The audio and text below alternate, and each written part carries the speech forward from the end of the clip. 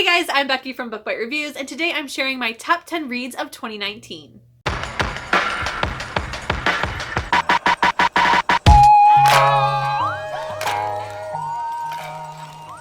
It is finally time to share the best of the best books that I read in 2019. Just to let you know, back in July, I did post another top 10 of 2019 video, which I will have linked in the description box. However, this one is different. So what happened was in 2019, I set a reading goal of 55 books, and I read 55 books in June of 2019. So I decided to go ahead and post a first half of the year top 10 video, since technically those would be the books that I would have to pick from if I would have spread them out throughout the entire year. So there are some books that were on that list that have made it to this one, but this is the official locked in list of best books of 2019. Taking the number 10 spot is one that is pretty obvious, which is why I went ahead and just made it number 10, and that is The Prisoner of Azkaban by J.K. Rowling. In 2019, I read the Harry Potter books for the very first time, and it was an amazing, amazing experience. I do have a separate reading vlog for each of the Harry Potter books, which I will link the playlist down below. Prisoner of Azkaban is officially my favorite book in the series.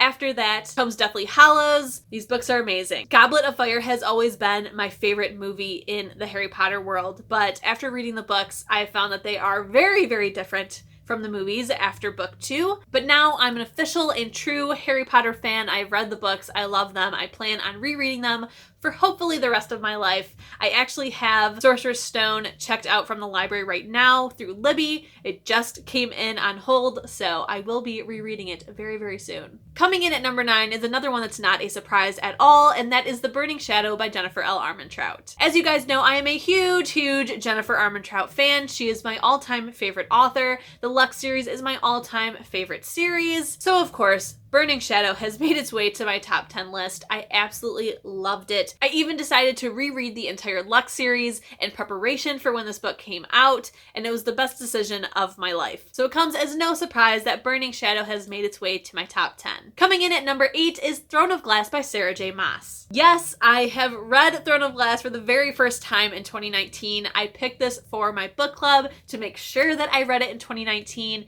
and it was really, really good. I was very pleasantly surprised by how much I love this book. I read it physically, I annotated it. It was absolutely outstanding, and I cannot wait to read the rest of the series. My plan is to buy a box set and then read them physically so that I can annotate. When that's gonna happen, I don't know, because I am currently a poor person, but one day it'll happen, and I cannot wait for that day. Coming in at number 7 is a surprise, and that is The Seven Husbands of Evelyn Hugo by Taylor Jenkins Reid. Now, it's no surprise after reading it that it's in my top 10. If you have read it or have ever heard of this book, maybe you haven't heard of this book, then it should be no surprise to you that it's in a top 10 list for me.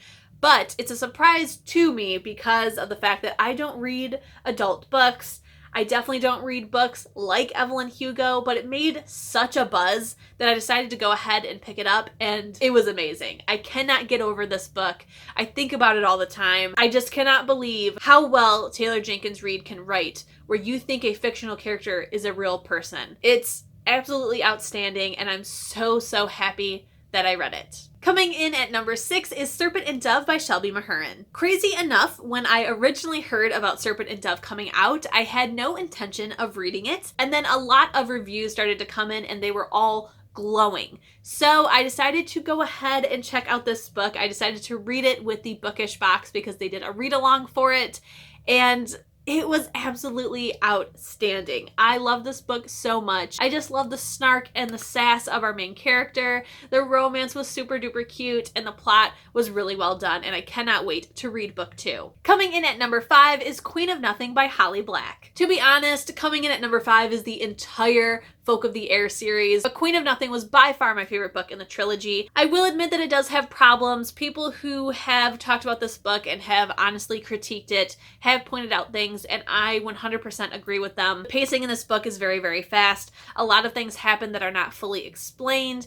A whole bunch of craziness happens at the end and just like hurries up and finishes up very, very quickly. So I do think that there's going to be a spin-off series in our future. I definitely don't think that this is the last that we're going to see of these characters, which is why I think it ended that way. At least that's what I'm telling myself to cope with how it ends. I did really, really enjoy it. This is the book where I finally shipped Jude and Cardan. I did not understand the relationship and the appeal of the relationship at all in books 1 and 2. So I was very, very pleasantly surprised to finally ship it in this book.